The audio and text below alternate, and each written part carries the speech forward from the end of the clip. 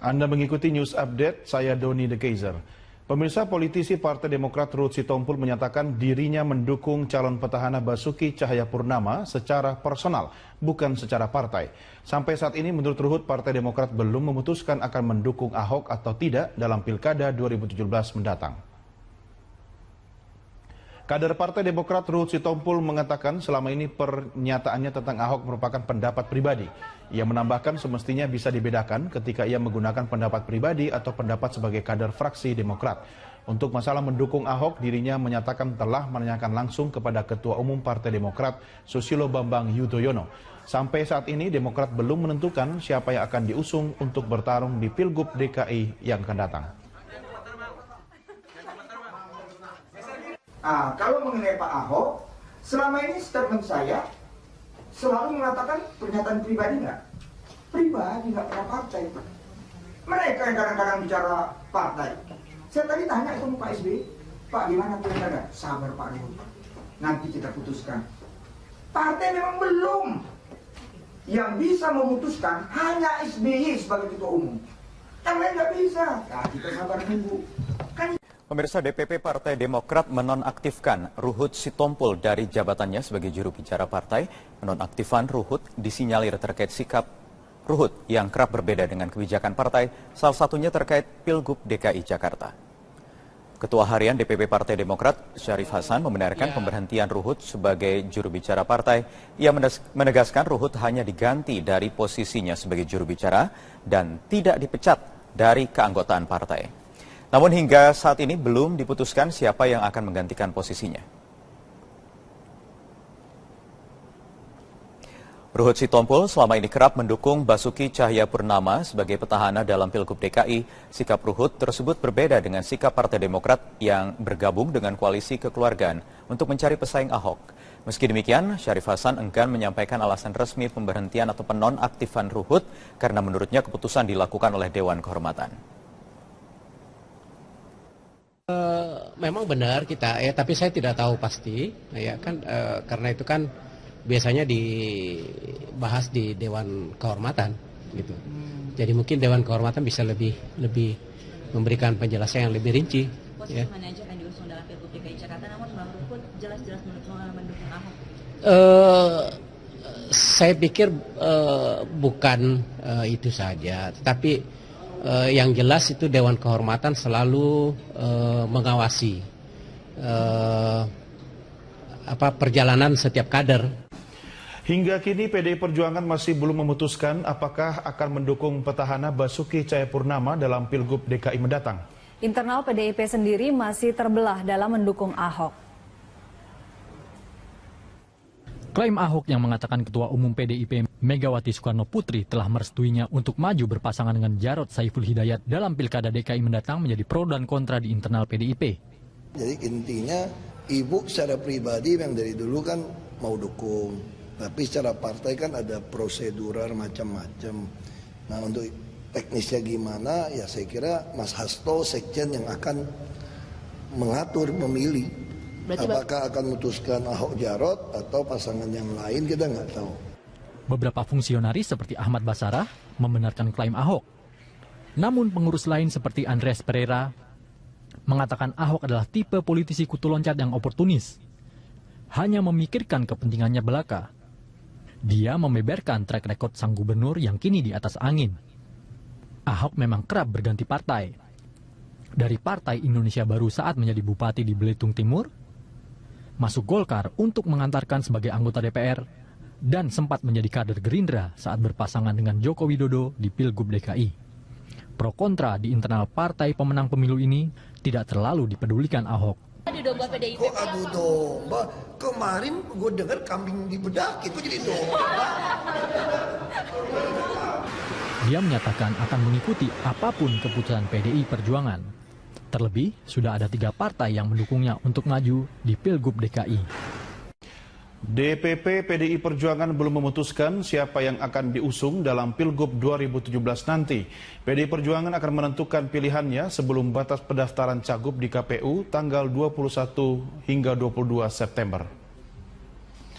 Sekjen PDI Perjuangan Hasto Kristianto membenarkan bahwa Gubernur DKI Jakarta Basuki Cahayapurnama beberapa waktu lalu sempat meminta restu PDI Perjuangan untuk kembali maju bersama Jarod Saiful Hidayat.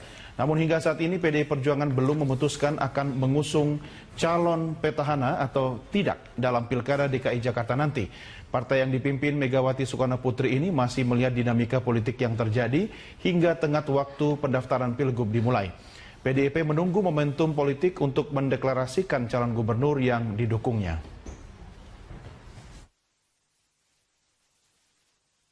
Ya, tentu saja dinamika tetap terjadi dan pertemuan yang dilakukan terakhir ketika Pak Ahok berkunjung ke kantor PDI Perjuangan dan menyatakan niatnya untuk bersama-sama dengan Pak Jarod Saiful Hidayat itu merupakan bagian dari momentum politik untuk proses pengerucutan terhadap bakal calon gubernur dan wakil gubernur.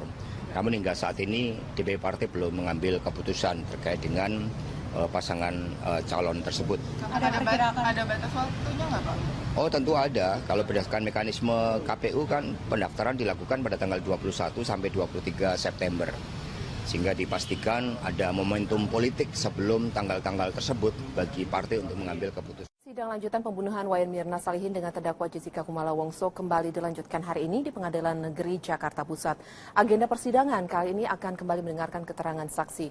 Ya, kita langsung bergabung dengan rekan kami Jessica. Siapa saksi yang akan dihadirkan dalam persidangan kali ini dan kapan akan dimulai? Rencananya menurut informasi yang kami terima Elvita, persidangan yang ke-12 terkait dengan pembunuhan Wayan Mirna Salihin akan dimulai atau dilaksanakan pada pukul 10 pagi ini. Namun memang baru yang terlihat hadir dalam ruang persidangan yaitu kuasa hukum dari Jessica Kumala Wongso, Otto Hasibuan. Terkait dengan informasi agenda pemeriksaan yang akan berlangsung pada hari ini, kami mendapatkan informasi bahwa ada 2 saksi penting yang akan dihadirkan pada agenda persidangan yang ke-12 kali ini. Saksi pertama yang akan dihadirkan oleh jaksa penuntut umum adalah ahli psikologi. Ahli psikologi akan dihadirkan yaitu Antonia Rati Anjarani. Antonia Rati Anjarani ini akan sangat dibutuhkan keterangannya dan penjelasannya terkait dengan bagaimana sebenarnya kondisi psikis Jessica pada saat dilakukan pemeriksaan di Polda Metro Jaya. Sementara saksi kedua yang juga ini dinilai akan menjadi salah satu saksi kunci, saksi yang akan dihadirkan adalah asisten rumah tangga dari Jessica Kumala Wongso. Mengapa keterangan dan penjelasan dari asisten rumah tangga dari Jessica Kumala Wongso ini dinilai penting?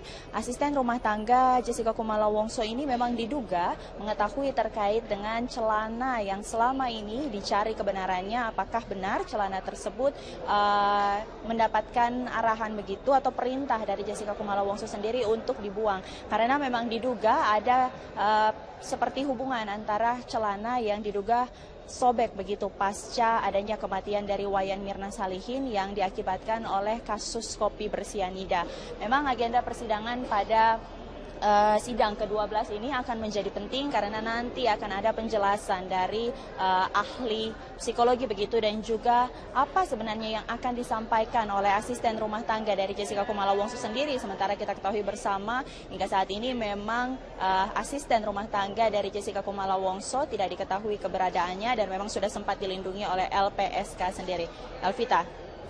Ya Jessica, lalu apa saja yang menjadi keberatan dari pihak Jessica? Hingga pada persidangan ke-12, kuasa hukum dari Jessica Kumala Wongso masih menyimpan sejumlah poin keberatan. Sejumlah poin keberatan dalam persidangan yang terus berlangsung hingga saat ini. Di antaranya adalah terkait dengan sejauh ini dari kuasa hukum Jessica Kumala Wongso menilai bukti yang diberikan oleh jaksa penuntut umum sejauh ini masih terlalu berpihak. Begitu artinya tidak diberikan kesempatan yang sama kepada pihak jaksa penuntut umum dengan kuasa hukum Jessica. Otto Hasibuan juga menjelaskan bahwa sejauh ini terkait dengan rekaman CCTV yang sudah dihadirkan, dipublikasikan dan juga diputar dalam persidangan hanya terfokus kepada apa yang sudah dilakukan oleh Jessica Kumala Wongso selama berada di dalam Cafe Olivier. Artinya dari kuasa hukum Jessica juga sebenarnya menuntut pihak jaksa penuntut umum seharusnya menghadirkan CCTV secara utuh, tidak hanya terfokus pada scene atau momen di saat Jessica sudah tiba di Cafe Olivier. Berikut kami sampaikan kutipan pernyataan dari kuasa hukum Jessica, Otto Hasibuan. Sekarang kita kan hanya fokus Jessica. Nah, coba dibuka Rangga, coba dibuka Agus. Apa yang terjadi? Coba umpamanya contoh ya, Rangga mengambil es dari kulkas, kemudian dimasukkan susu di tempat lain. Nah, proses dari ambil es ke tempat memasukkan susu itu hilang. Nah, bagaimana kita bisa jamin tidak ada peristiwa hukum di sini? Nah, itu sebabnya saya katakan, tolong masyarakat jangan langsung percaya. Saya minta keadilan. Tolong tunjukkan CCTV, bukan hanya Jessica, tunjukkan CCTV terhadap Rangga, kepada Agus, supaya kita bisa lihat yang berbuat itu siapa. Hingga saat ini persidangan belum dimulai, Elvita. Kami masih akan terus memantau apa saja keterangan dan bukti baru yang bisa berhasil digali dari keterangan nanti yang rencananya akan diberikan oleh ahli psikologi dan juga asisten rumah tangga yang dihadirkan oleh jaksa penuntut umum. Untuk sementara demikian informasi yang dapat kami sampaikan, kembali ke Anda di studio. Elvita. Ya baik, Jessica Wawar, terima kasih untuk laporannya. Bagaimana perkembangan terbaru dari persidangan pembunuhan Mirna ini? Hingga saat ini persidangan masih terus berlangsung, Zilvia, setelah tadi sempat break selama 30 menit, kemudian sidang dengan menghadirkan atau mendengarkan keterangan dari atau pandangan dari ahli psikologi Antonia Ratih ini kembali dilanjutkan dengan agenda yaitu sudah berlangsung pada penggalian materi yang dilakukan oleh kuasa hukum dari Jessica Kumala Wongso yaitu Otto Hasibuan. Dalam ruang sidang kami sempat memantau memang sempat terjadi perdebatan begitu antara Otto Hasibuan bersama dengan Antonia Ratih di mana kuasa hukum dari Jessica Kumala Wongso ini kembali mempertanyakan sebenarnya terkait dengan bagaimana perilaku atau kelaziman perilaku dari Jessica Kumala Wongso berdasarkan analisa yang dipantau dari rekaman CCTV di Cafe Olivier pada saat kejadian meninggalnya Wayan Mirna Salihin. Dalam perdebatan tersebut memang beberapa kali Otto Hasibuan menanyakan apa dasar dan adakah ukuran yang jelas begitu terkait dengan kelaziman seseorang dalam berperilaku, karena sebelumnya Antonia Ratih menyatakan bahwa Jessica Kumala Wongso ini terlihat cenderung tenang pada saat dalam rekaman CCTV ketika Wayan Mirna Salihin sudah merasakan kesakitan, dan hal tersebut juga bisa dibuktikan pada saat ahli psikologi ini melakukan wawancara atau interview langsung bersama dengan Jessica Kumala Wongso pada saat penyidikan masih berlangsung di Mapolda Metro Jaya.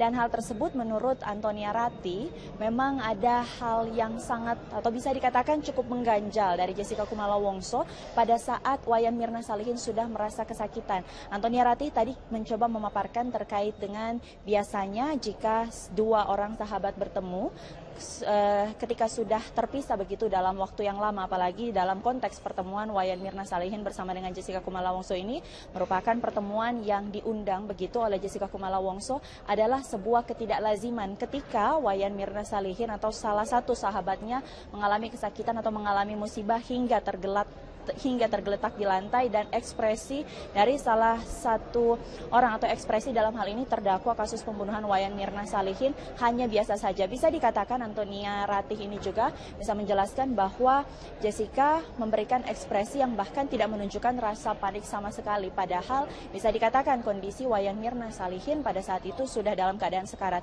Dan Antonia Ratih memang membandingkan bagaimana ekspresi dan respon dari Jessica Wongso ini dengan Hani yang berada dalam satu lokasi pada saat kejadian di Cafe Olivier tersebut terjadi pada Januari 2016 yang lalu. Hingga saat ini memang proses tanya jawab masih terus berlangsung. Sebelumnya ada juga sejumlah kejanggalan yang disampaikan oleh Antonia Ratih, tidak hanya kejanggalan pada saat Wayan Mirna Salihin sudah merasa kesakitan, namun memang ada beberapa hal yang ditemukan cukup janggal pada Jessica Kumala Wongso, terutama pada saat Jessica Wongso memindahkan beberapa paper bag begitu di atas meja, dan ini menunjukkan dan maksud kami ini memang menyatakan atau Antonia Ratih menyatakan bahwa ada kemungkinan bisa saja manipulasi terjadi penaburan sianida di dalam atau pada saat momen paper bag berada di atas meja. Namun sekali lagi belum ada hingga saat ini bukti yang menunjukkan bahwa Jessica Kumala Wongso merupakan pelaku penabur sianida dari kopi yang diminum oleh Wayan Mirna Salihin yang menyebabkan Mirna Salihin tewas di Cafe Olivier Januari 2016 yang lalu. Zilvia. Ya, Jessica, apa saja kemudian yang ingin digali dari pembantu Jessica Wongso yang rencananya juga akan dihadirkan sebagai saksi?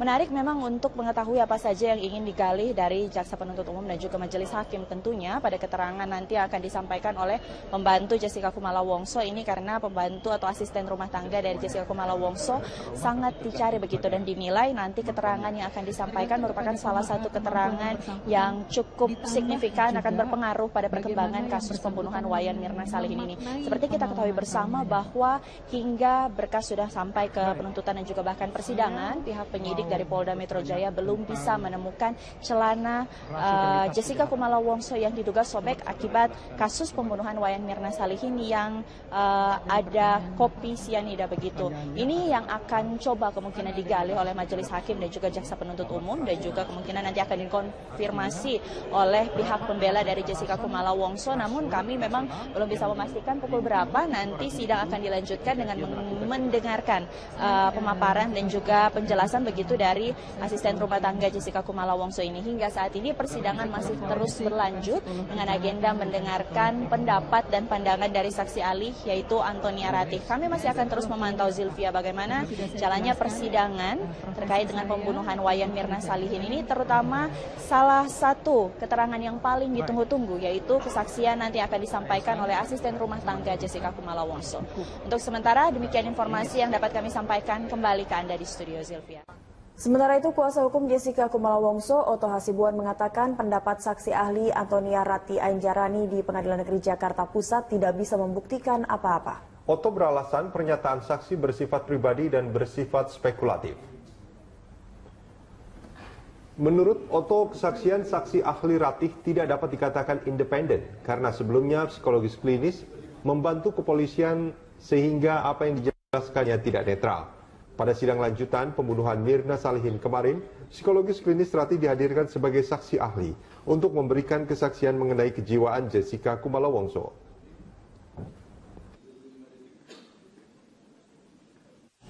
Kita kan sudah lihat sidang ini. Sebenarnya kalimat kuncinya satu, yaitu pertanyaan hakim yang sebelah kanannya ketua kan. Ada pertanyaan yang mengatakan, apakah semua perilaku-perilaku yang saudara jelaskan ini bisa disimpulkan bahwa Jessica melakukan sesuatu? Dia bilang tidak. Ya jadi untuk apa kita periksa perilaku ini? Karena ternyata nggak bisa disimpulkan untuk melakukan sesuatu. Gitu. Kedua, kan tadi kan sudah dikatakan, saksi ini sendiri kan sudah mengatakan dia membantu polisi. Jadi namanya membantu polisi akhirnya seperti itulah kesaksiannya kan, dia assist, dia bilang kan. Nah, itu sebabnya saya katakan tadi, sebenarnya dia nggak independen. Karena dia sudah sebelumnya itu membantu polisi. Jadi otomatis menurut saya, di sini pun dia kan juga